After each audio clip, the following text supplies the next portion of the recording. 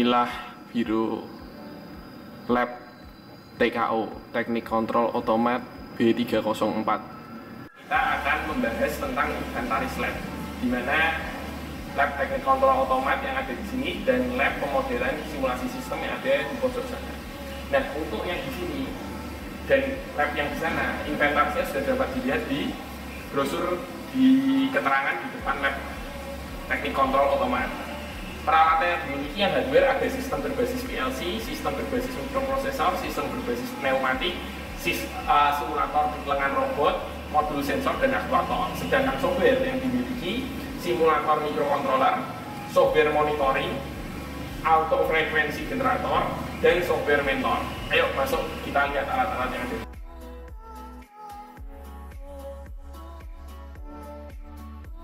Nah, ini salah satu inventaris dari lab teknik kontrol otomat, di mana terdapat lengan robot yang sudah ada sejak tahun 2006.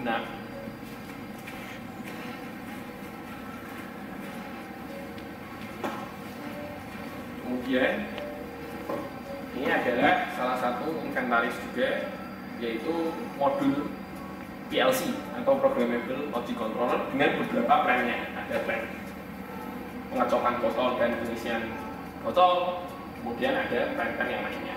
Kemudian ada juga inventaris yaitu modul pneumatik. Satu lagi yang akan saya tunjukkan. Di sini ada salah satu modul mikrokontroler yang merupakan tugas akhir dari mahasiswa juga. Di sini modul mikrokontrolernya. Lihat. Ya, untuk lab kontrol otomat mempunyai koordinator lab bernama Pak Budi Setiono. Mari kita langsung wawancara Pak Budi.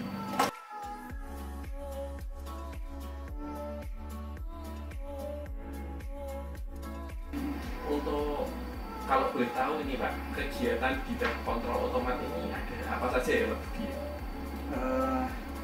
Ya, sesuai dengan fungsi dan peran dari laboratorium kontrol otomatik, yang tugas utama dari laboratorium ini adalah yang pertama untuk memenuhi standar yang disyaratkan oleh Departemen Teknik Elektro, terutama adalah untuk pelaksanaan kegiatan akademik, yaitu melaksanakan kegiatan praktikum untuk S1 ya, terutama seperti itu ya. Jadi itu garis besarnya ya, tugas kegiatan utamanya di situ ya. Inilah lab pemodelan dan simulasi sistem. Nah, di sini adalah ruangan koordinator lab pemodelan dan simulasi sistem, yaitu Pak Sumardi.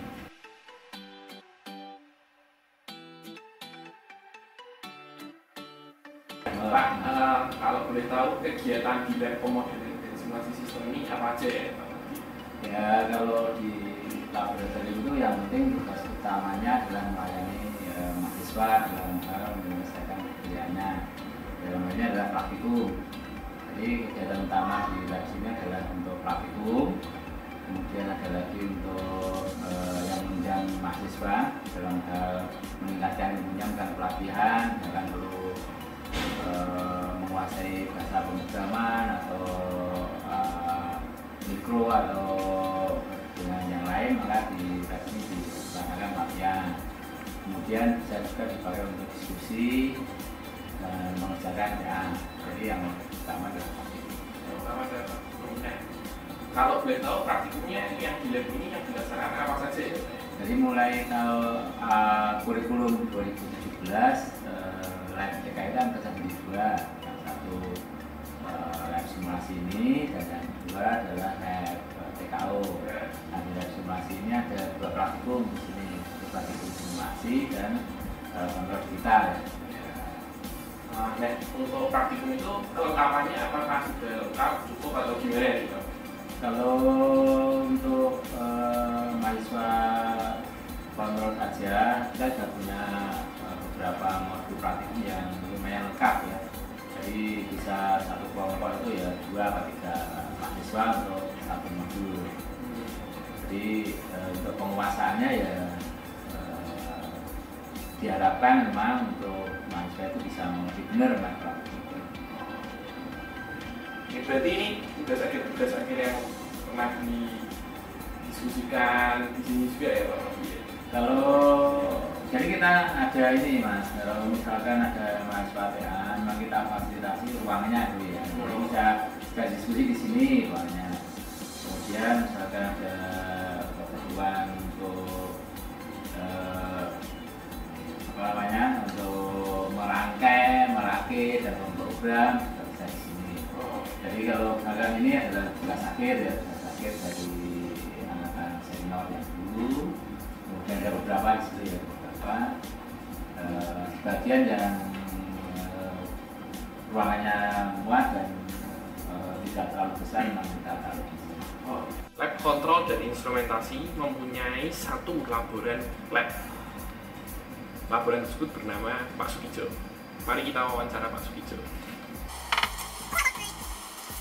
Ini adalah ruangan koordinator lab untuk teknik kontrol otomat, dan di sini sudah bersama kita Pak Kijo selaku laboran teknik kontrol otomat dan lab pemodelan dan simulasi sistem. Pak Kijo sudah bekerja di, atau istilahnya sudah memegang jabatan sebagai laboran lab kontrol dan instrumentasi ini sudah sejak tahun berapa ya Pak ya, kalau bisa diterangkan?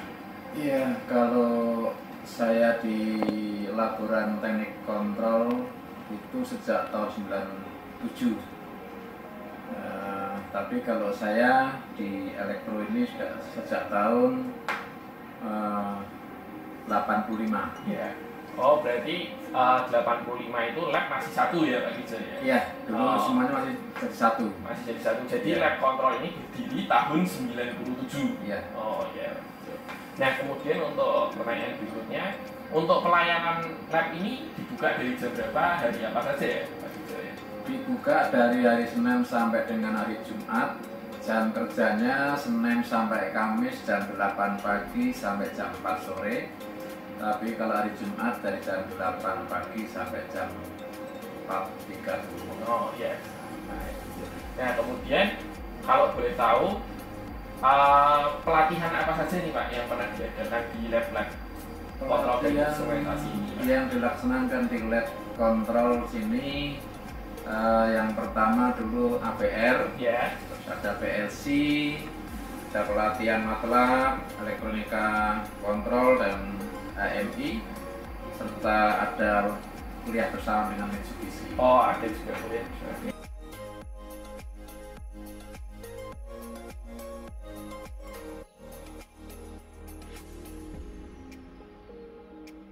Itu adalah pengaplikasian dari apa yang sudah kita pelajari dari pelajaran DSK yang kita dapatkan di perkuliahan.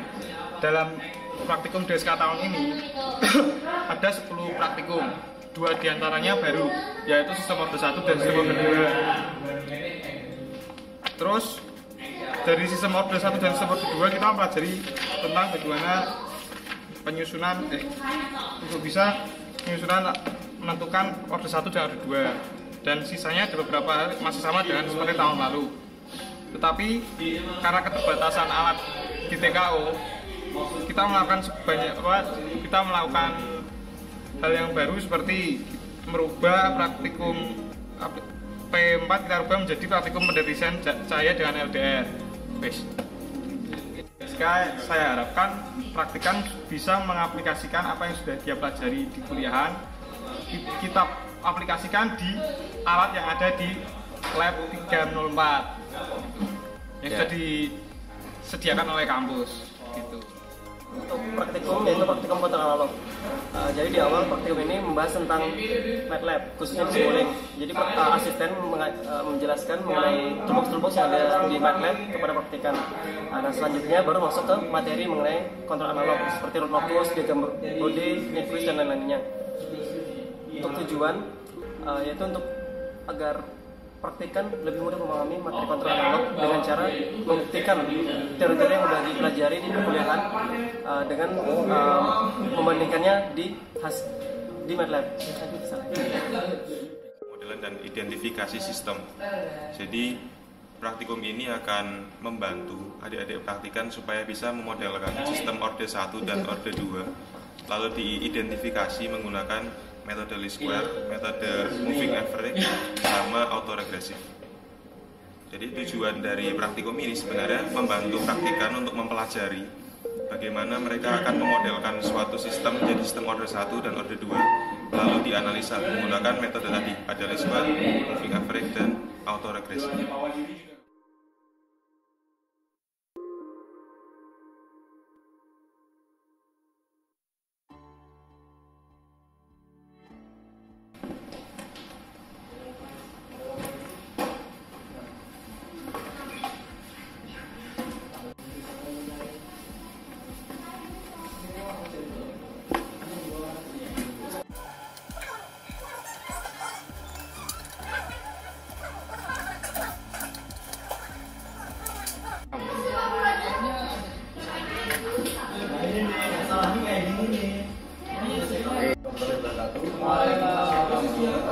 Selamat datang di percobaan 6 kontrol komposisi praktikum PDSK. Ya, sebelumnya TP-nya boleh diumumkan dulu. Komposisi adalah suatu sistem kontrol berupa jari dengan keluaran posisi kecepatan atau percepatan mekanisme.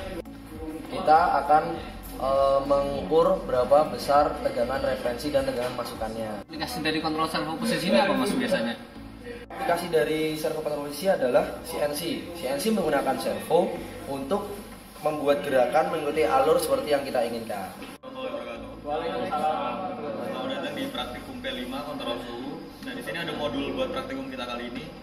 Di sini ada blok bagian sensor suhu yang dipakai, ada 3. Ini pertama JTC, NTC sama PTC. Jadi JTC itu kurang lebih sama kayak thermocouple. Terus NTC itu sama PTC itu sudahnya sama, cuma beda di perubahan hambatannya. Kalau terus yang kedua ini ada NTC, negatif temperatur koefisien, sama satunya PTC, positif temperatur koefisien. Jadi kalau negatif temperatur koefisien itu kalau pas misal suhunya naik, hambatannya berkurang. Kalau PTC kebalikannya. Nah, di sini ada namanya PT 100 karena di suhu 0 derajat itu hambatannya 100 ohm. Kedua itu kontrol on off. Nah, jadi di sini kan ada heater, terus ada sensornya. Ini ada indikator buat nentuin suhunya, suhu yang kita inginkan. Set pointnya di sini diaturnya. Nah, jadi nanti kalau kita panasin di sini, begitu suhu Mas, jadi aplikasi dari kontrol suhu ini apa ya? Kontrol suhu yang paling sering kita temuin itu di pendingin ruangan atau AC. Cuma kan bedanya kalau di AC itu yang kita atur kan suhunya. Dan kalau di sini masih berupa tegangan. Jadi nanti kita masih perlu.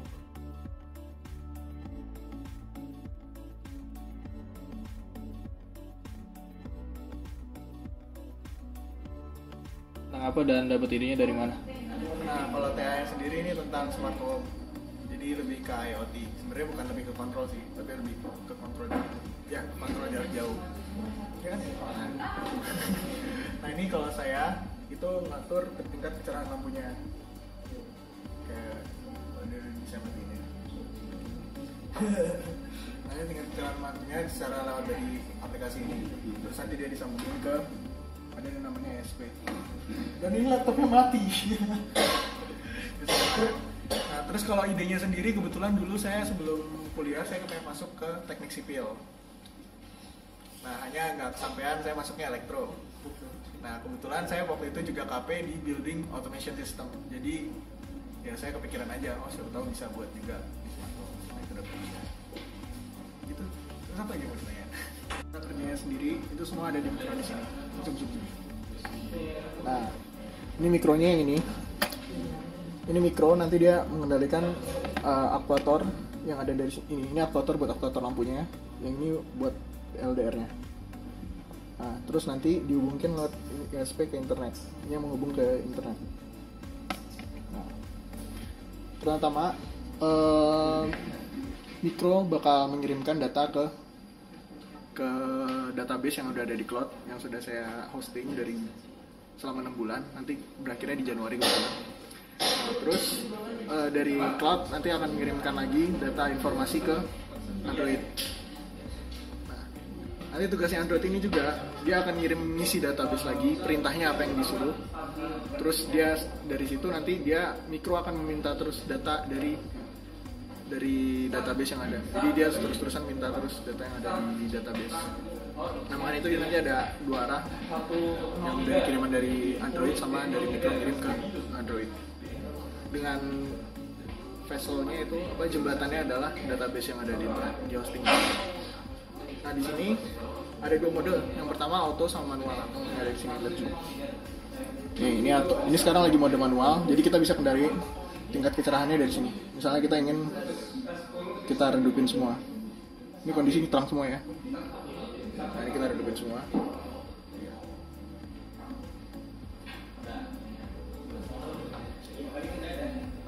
Nah, redupin semua. Kalau kita matiin juga bisa. Mati. Nah, itu ada delay. Ada sedikit delay lama jadi dipotong ya. Nah, terus ada juga mode namanya mode auto. Nah, mode auto dia nggak munculin apa-apa. Hanya di sini dia ke trigger. Kalau dilihat di pojok sini, nah, ini ada peer. Saat peer ada gerakan, nah dia nyala lampunya. Dan dia tingkat kecerahannya itu sesuai dengan standar lampu biasanya pada di tentang apa dan dapat idenya dari mana? Untuk TA-nya sendiri ini tentang plan motor BLDC. Kenapa motor BLDC? Motor BLDC itu sangat efisien dan juga gampang untuk dikontrol. Kenapa TA-nya dapat dari mana? Itu sebenarnya tahun lalu itu saya mengikuti seminar dari senior saya, yaitu Mas Tio. Dia juga menggunakan motor BLDC, akan tetapi controller yang digunakan itu masih belum mencapai set point. Jadi saya berpikir untuk memperbaiki controllernya tersebut, sehingga saya mengganti controllernya menjadi adaptif. Kerja alatnya kayak gimana? Untuk alatnya sendiri ada terdiri dari motor BLDC, terus ada drivernya, kemudian ada microcontroller dan ada sensor.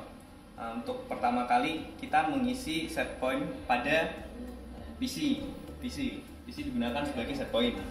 PC mengirimkan data ke microcontroller, kemudian microcontroller akan mengirimkan PWM melalui driver motor. Driver motor berfungsi untuk mengatur kecepatan motor BLDC sehingga motor BLDC berputar sesuai dengan PWM yang dimasukkan. Jadi di tampilan PC itu ada masukkan set point dan konstanta waktu model. Konstanta waktu model itu untuk model referensi controller yang saya gunakan, dan sedangkan set point untuk kecepatan motor yang akan digunakan. Pertama-tama kita masukkan set point dan konstanta waktu model. Saya isikan 2505. Kemudian tekan tombol kirim 2 kali.